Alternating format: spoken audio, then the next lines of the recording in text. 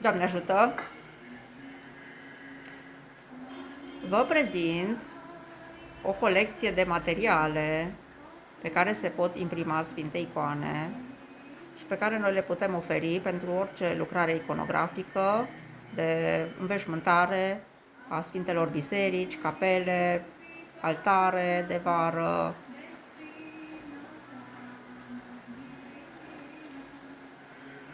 imprimare pe carton de 300 de grame, mai gros, pentru icoane pentru închinare la tetrapod, icoane cu Sfinții Zilei, toate cele 365 de zile ale anului, Sfinții Zilei, icoane ale praznicelor, sărbătorilor cu cruce roșie, pe diferite formate, A4, A3, A5. Da? Este un carton mai gros.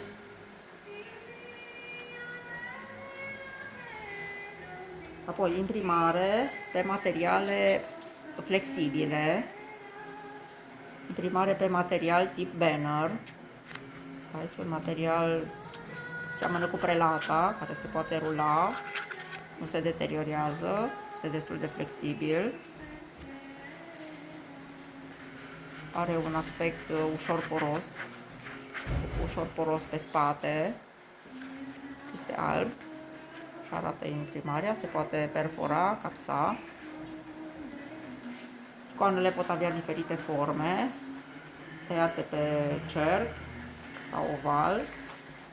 Acest material fie se poate lipi pe perete, fie se poate prinde cu diferite rame sau cu diferite tije, încadramente. Se poate acoperi cu acest material și integral, se poate acoperi integral pereții, asemenea unui tapet. Prezintă aici o desfășurare.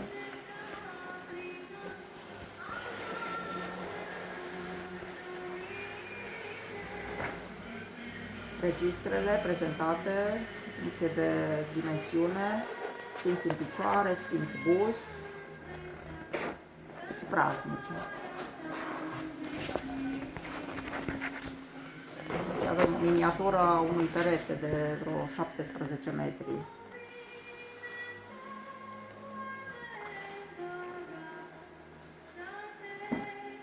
Tot material flexibil. Există materialul tip canvas, pânză canvas. Pe spate are o textură asemeni pânzei. Pe față este pregătit pentru imprimare. Imprimarea este ușor texturată datorită porozității materialului tip pânză. Se poate folosi tot pentru acoperire a pereților, fie pentru tablouri cu șasiu sau tablouri în ramă. Este un material pentru interior. Materialul anterior, banner, pe care vi l-am prezentat, acesta se poate folosi și la exterior, doar că neavând protecție împotriva radiațiilor UV, după cam 3 ani, 4 ani începe materialul să se decoloreze. Vă voi prezenta în schimb alte materiale pentru exterior. Materialul tip canvas, pânză, și acesta se poate rula, are o ținută destul de bună.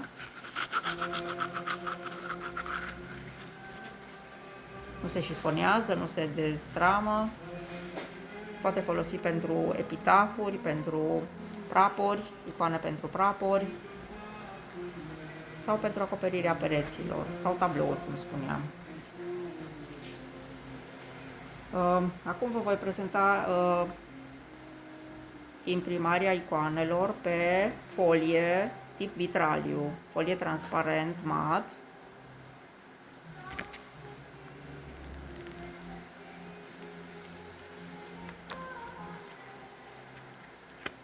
Da, folia se aplică pe interiorul geamului în biserici sau în orice altă încăpere și se vede corect din interior. Lumina trecând prin icoană, se observă icoana foarte evidențiată și luminată.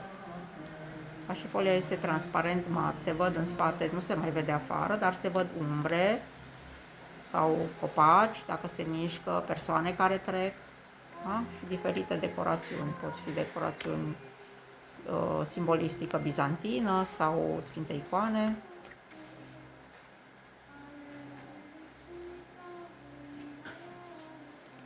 Tot pentru partea de sticlă se poate folosi imprimarea UV direct pe sticlă. Aici am un plexiglas de 1 mm pentru simulare, da? Imprimare direct pe sticlă, pe suport rigid, sticlă. Se execută un tratament cu o substanță specială pentru a deschide porii sticlei. Și imprimarea se face tot pe interior pentru a fi vizibilă tot din interior, vizibil corect. Cum o să vă prezint materiale rigide pentru print? Avem materialul PVC, de PVC alb, este o spumă PVC de 3 mm sau mai des de 5 mm, care poate fi fie decupată la CNC pe cerc sau alte forme. V-am prezentat și aici. Deci materiale, imprimare pe PVC de 3 sau 5 mm, care se poate aplica pe perete prin lipire sau prin prindere în bolșurub. Avem și aici gaura respectivă. Alt material pentru print direct este HDF de 5 mm, este un material lemnos. Vedem cantul cu material lemnos presat, cu spate alb. Se folosește pentru interioare încălzite. Nu se recomandă în biserici care iarna nu se încălzesc constant, pentru că datorită materialului lemnos se umflă și se poate deteriora în timp. Și pentru spații încălzite, tot pentru material lemnos, ne gândim și la MDF brut, da, care are o textură de material lemnos presat. Cantul de 10 mm este acest material și imprimare UV direct pe suport rigid. Deci nu prin folie, ci direct imprimare UV. Aceste materiale mai închise la culoare, care nu au strat alb, este nevoie să fie pregătite întâi cu un strat de cerneală albă și apoi să se imprime sfintele icoane. Și tot pentru material lemnos, pentru icoane în special A6, A5, A4, A3, avem blatul de lemn de pal, similar mobilă, cu cant de ABS de 2 mm ușor rotunjit, platuri pe care se aplică folie cu sfintele icoane, folie PVC autocolant, obținându-se aceste icoane pe pal pentru dimensiuni maxim până la A3. Și acum pentru exterior vă prezint materialul Alubond sau Bond de 3 mm. Special pentru exterior este un material pe bază de aluminiu compozit. Dacă se observă, cele două straturi de aluminiu și unite de un strat PVC compact.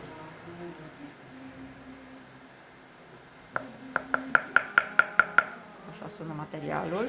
Imprimarea este direct pe blat, direct pe acest blat metalic. Da? Este o imprimare foarte rigidă și ușor texturată. Dacă se observă, nu s-a văzut, nu se vede nicio zgârietură, deși am făcut niște zgârieturi cu marginea unghiei. Pe aceste materiale de exterior, după imprimare, se aplică un lac de laminare care îi conferă și o textură ușor lucioasă și care protejează foarte bine la acțiunea razelor UV. Modele de icoane care pot fi. Acest material pentru exterior se poate decupa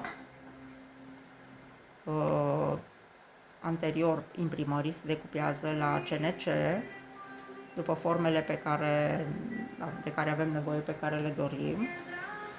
Aici avem niște medalioane de la răstignire cu Maica Domnului și Sfântul Ioan, care însoțesc Mântuitorul răstignit, plăcuța inscripționată cu Indri. Și vă arăt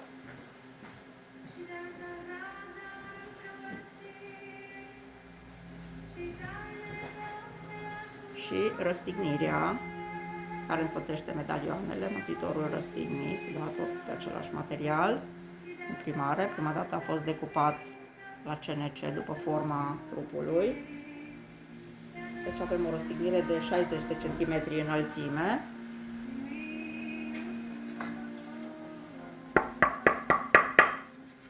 Încercăm să-l flexăm. Nu se întâmplă nimic, nu se deformează. Prinderea se face tot prin holșurub și în funcție de materialul de suport. Vă mulțumim, Doamne ajută! Pentru mai multe detalii despre materiale, dimensiuni, forme, vă rugăm să ne contactați.